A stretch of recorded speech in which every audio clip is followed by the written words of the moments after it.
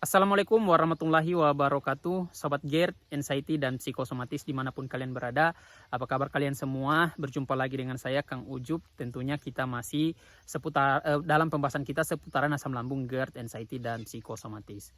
Bapak Ibu, teman-teman semuanya, hari ini kita akan membahas tentang apa yang ditanyakan ya di kolom komentar. Nanti kita pilihlah, mungkin ada 2 atau 3 pertanyaan yang kita ambil saja teman-teman, jadi nggak banyak-banyak dulu ya, karena nanti takutnya durasinya juga akan kepanjangan ya. 10 menit 15 menit bolehlah.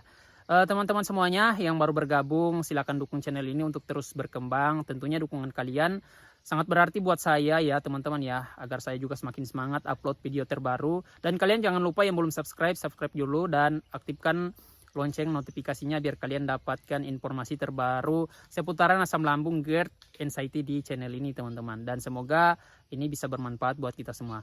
Oke teman-teman ya, tanpa berlama-lama lagi kita akan coba lihat apa yang bisa kita jawab dari pertanyaan ya, 2 atau 3 lah cukup ya teman-teman. Nah ini akan saya ambil teman-teman dari pertanyaan pertama ya, saya pilih-pilih saja ya di sini ya. Nah di sini ada pertanyaan pertama, Bang, kenapa perut saya itu nggak nyaman setiap hari ya? Bang, kenapa perut saya itu rasanya nggak nyaman setiap hari? Nah, sudah barang tentu teman-teman, ketika kita mengalami asam lambung, GERD, Anxiety, dan psikosomatik, hal yang paling dasar yang akan kita ya rasa yang paling paling rendah lah yang akan dirasa oleh penderita asam lambung GERD ini ya itu tadi teman-teman, perut nggak nyaman. Karena masalahnya itu di perut teman-teman, masalahnya itu di lambung ya, sama pikiran. Tapi kita bahasnya yang perutnya nggak nyaman ya, karena problemnya di perut teman-teman. Makanya yang paling mendominasi dari semua sensasi itu ya pasti di perut teman-teman. Karena sumbernya dari sana teman-teman, walaupun sensasinya juga itu kemana-mana ya teman-teman ya. Nah ketidaknyamanan itu dikarenakan apa teman-teman? Sumber utamanya yang paling besar perannya itu teman-teman adalah gas. Ya, gas ini teman-teman ketika dia berlebihan, ketika dia diproduksi secara berlebihan, maka dia akan menyebabkan ketidaknyamanan yang paling dasarnya itu di perut teman-teman ya, sebelum dia kemana-mana ya, entah dia reflux ke area esofagus, ke dada, ke tenggorokan, dan ke area lainnya teman-teman. Perut ini yang menjadi tempat pertama dia itu merasakan ketidaknyamanan teman-teman. Ya di situ mulai muncul rasa mual, di situ sudah ada rasa perut kayak mengeras ya, mengencang gitu teman-teman. Jadi kita nyebutnya bloating ya. Atau teman-teman juga bisa ngerasain nyeri teman-teman ya. Ada nyeri juga di bagian perut kiri, perut kanan, itu juga kerjanya dari gas teman-teman. Apalagi kalau gasnya itu yang dalam keadaan terperangkap ya, sulit untuk keluar, itu teman-teman bisa membuat rasanya nyeri teman-teman ya. Kenapa? Ya karena partikel gas tadi teman-teman, dia beda dengan asam ya. Kalau asam lambung teman-teman, dia akan bisa keluar tapi melalui jalurnya teman-teman ya, jalur esofagusnya. Tapi kalau gasnya teman-teman, partikel gas itu teman-teman, dia tidak hanya melalui jalurnya saja teman-teman, dia bisa kemana-mana teman-teman, bisa keluar dari areanya ya teman-teman, karena dia sifatnya itu seperti partikel. Nah makanya kadang dia suka terperangkap di bagian kanan perut, di bagian orang juga sempat mengira itu empedu teman-teman karena rasa sakit ya, tapi setelah diperiksa ternyata bukan teman-teman ya. Itu bisa hilang dengan sendirinya ketika gasnya sudah keluar teman-teman ya. Saya juga gitu ngalamin itu teman-teman ya. Perut kanan itu kadang nyeri ya, dada kiri kadang nyeri, yang bisa bikin jantung berdebar itu tuh karena kerjanya gas teman-teman. Tapi manakala gasnya ini sudah keluar, enakan lagi kok teman-teman ya. Nah itu tuh yang sering sekali kita alamin ketika kita kena asam lambung, GERD, Anxiety, dan psikosomatis.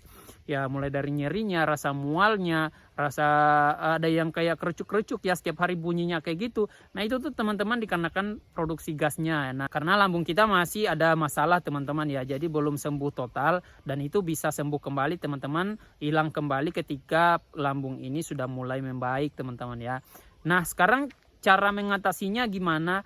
Cara ngatasinnya itu teman-teman, yang pertama kalian bisa minum air putih ya. Minum air putih itu bisa mengurai teman-teman, mengurai gas lambung tadi ya, partikelnya itu bisa terurai kembali teman-teman ya. Jadi dia bisa dengan mudah keluar ya, keluarnya entah melalui kita buang angin atau kita sendawa teman-teman ya. itu ketika kita mengonsumsi air putih teman-teman. Makanya banyakin minum air putihnya teman-teman ya. Enggak juga yang sekali langsung banyak ya, sering aja teman-teman minum air putih walau sedikit-sedikit ya. Dan yang berikut teman-teman yang bisa kalian lakukan itu adalah kalian coba dengan aromaterapi atau kalian pijat refleks ya, pakai aroma-aroma, pakai minyak ya. Itu bisa membuat suhu tubuh kalian agak hangat dan partikelnya mudah keluar teman-teman, si gasnya tadi. Nah itu adalah langkah yang kedua teman-teman. Yang ketiga kalian bisa lakukan sih sebenarnya dengan cara mengetuk-ngetuk saja teman-teman ya, kayak gini ya. Nah itu tuh biasanya akan membuat kalau misalnya di dada kiri ya tinggal diketuk-ketuk aja teman-teman. Lama-kelamaan partikelnya juga bisa keluar teman-teman. Begitu juga kalau di perut. Ya kalau saya ngatasinnya gitu teman-teman ya. Untuk alternatifnya ya kalau lagi nggak ada bawa minyak atau aromaterapi atau nggak ada air putih ya, nggak di tempat yang mungkin lagi keluar atau di mana ya, saya gini aja teman-teman. Nanti gasnya itu bisa keluar sendiri ya. Di bagian yang tidak nyaman itu teman-teman diketuk-ketuk kayak gini. Ya itu solusinya ya. Oke teman-teman, saya rasa pertanyaan pertama ini sudah menjawab ya bagi kalian yang mengalami itu, dan semoga bisa membantu teman-teman. Nanti kalau kalian belum paham, kalian bisa tanyakan lagi di kolom komentar. Oke, yang berikut teman-teman, di sini ada pertanyaan yang kedua. Bang, BAB saya kok nggak lancar ya? BAB-nya juga sedikit dan encer. Nah ini teman-teman, saya juga ngalamin dulu ya. Sering sekali bahkan ya, bukan kadang, sering teman-teman. Ketika BAB itu pasti sedikit teman-teman. Nah itu dikarenakan kita yang pertama itu kondisi kemampuan dalam menyerap kita itu masih belum maksimal teman-teman. Sehingganya kita itu masih mengalami BAB kita itu masih encer teman-teman. Karena kemampuan penyerapan kita itu masih belum maksimal. Yang berikut kita makannya sedikit teman-teman ya. Otomatis yang kita buang juga pasti sedikit ya. Karena kemampuan menyerap kita juga tadi masih bermasalah, ditambah dengan makan porsinya kita sedikit, makanya BAB kita sedikit teman-teman. Dan yang ketiga teman-teman, ketika kalian mengalami BAB kalian itu encer teman-teman, ini yang bisa kalian lakukannya. Yang pertama itu kalian coba banyakin minum air teman-teman ya. Bisa saja kita itu kekurangan air teman-teman, yang bisa membuat kita dehidrasi dan BAB kita juga bisa encer teman-teman. Loh bang, bukannya air itu bikin encer? Iya memang teman-teman, ketika kita itu defisit malah. Nah tapi kalau kita tercukupi, otomatis BAB kita juga bisa bakalan lancar teman-teman ya. Dan yang paling mendominasi itu menurut saya teman-teman, ketika kalian itu terlalu makan tinggi serat ya. Tinggi serat itu sebenarnya justru malah membuat BAB kalian jadi encer teman-teman. Coba kalian makan itu yang rendah serat ya. Misalnya kalau kalian makan nasi teman-teman, jangan makan yang bubur ya, jangan kayak gitu teman-teman makannya ya. Makan nasi aja teman-teman. Kalian bisa makan telur, bisa makan daging ya teman-teman ya. Jadi jangan yang yang tinggi serat lah. Kalau kalian mau, jangan. Ada juga nih yang malah sering makannya itu sayur sama buah teman-teman. Boleh ya, tapi pilih yang rendah serat. Ya, misalnya kalau kalian pengen sayur, sayurnya kacang panjang teman-teman, atau labu siam, itu udah paling aman ya, udah paling rendah serat ya, dan itu bisa membuat BAB kalian juga jadi lancar teman-teman ya. Nah itu yang saya lakukan kemarin teman-teman, ketika BAB saya itu rasanya encer teman-teman. Dan yang kalian juga bisa ikhtiar, kalau memang saya pernah dulu teman-teman, lupa tahun berapa, itu diare teman-teman ya. Diare itu ada seminggu kalau nggak salah teman-teman, sampai saya itu kehabisan energi teman-teman ya, karena kan kita kekurangan cairan teman-teman. Kalian yang sudah ngalamin itu, kalian coba atasi dengan Oralit sama probiotik teman-teman ya. Itu ada di sasetan juga ada teman-teman, kalian bisa atasi dengan itu, minum Oralit sama cobain probiotik teman-teman ya. Nah itu yang bisa saya berikan solusinya untuk terkait dengan bagaimana ketika perut kita itu ketika kita BAB itu nggak lancar ya teman-teman, dan juga BAB kita encer. Oke teman-teman, saya rasa itu sudah terjawab ya, dan kita akan masuk ke pertanyaan terakhir ya. Ini pertanyaan ketiga teman-teman, sekaligus pertanyaan terakhir untuk sesi kali ini. Di sini ada yang bertanya, Bang, kenapa ya setiap hari saya rasanya nyeri pinggang? Nah, nyeri pinggang ini teman-teman, saya juga ngalamin ya. Bukan hanya kalian, saya ngalamin nyeri pinggang ini. Dan hampir setiap hari rasanya nyeri teman-teman.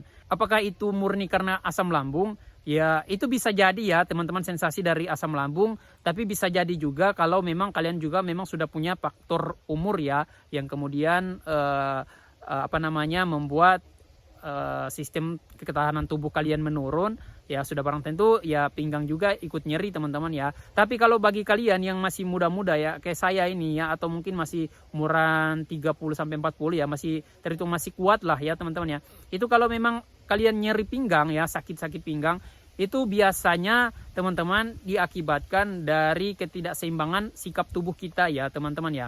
Karena kita teman-teman sering sekali berada pada posisi di mana kita itu suka merasa pada keadaan yang nyaman aja teman-teman ya. Kalau sikap tubuh kita ya rebahan aja terus teman-teman ya. Kalau miring kiri ya miring kiri aja terus teman-teman. Dan itu setiap hari kita lakukan teman-teman, membuat posisi tubuh kita itu jadi tidak seimbang teman-teman ya. Jadi tidak seimbang dan akhirnya sistem saraf sama urat-uratnya juga jadi ikut nggak stabil teman-teman. Makanya kita rasanya nyeri ya teman-teman, ditambah lagi dengan memang kita malnutrisi ya teman-teman ya.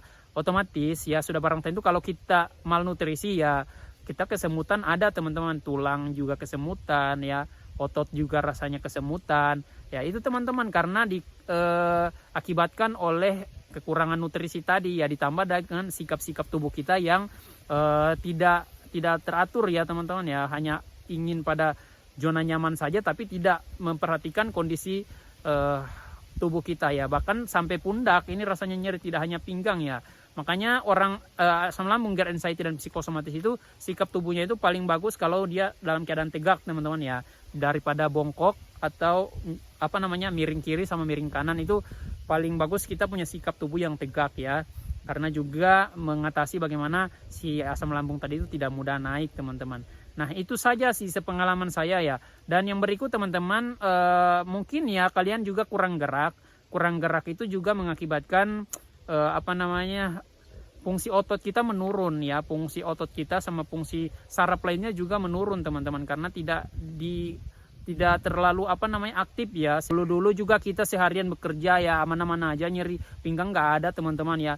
Mungkin kalau ada keseleo lah atau ada jatuh itu mungkin bisa sakit pinggang. Tapi kalau yang namanya kerja harian, ada yang tukang dan lain sebagainya, aman-aman aja teman-teman ya, nggak ada tuh yang namanya nyeri pinggang, sakit pinggang. Yaitu karena tadi teman-teman masalah penyerapannya yang nutrisinya juga terpenuhi dan tidak ada masalah di pencernaannya ya. Saya rasa itu sih yang paling membuat kita itu bisa merasakan nyeri pinggang sampai ke pundak teman-teman ya, karena sikap tubuh juga dengan masalah penyerapan yang kita memang belum maksimal teman-teman. Tapi kalau ini sudah membaik teman-teman ya pasti akan pulih kembali lah ya. Saya juga gitu teman-teman ya. Semoga video ini ya membantu buat kalian yang merasakan 3 sensasi tadi yang sudah saya jawab. Mohon maaf jika ada kekurangan dari apa yang saya sampaikan. Saya hanya menjelaskan berdasarkan pengalaman saya saja ya teman-teman ya, yang sudah saya alami. Dan jika kalian punya pendapat masing-masing ya silakan tulis di kolom komentar ya. Semoga bermanfaat buat kita juga. Sampai jumpa di video saya berikutnya ya. Assalamualaikum warahmatullahi wabarakatuh.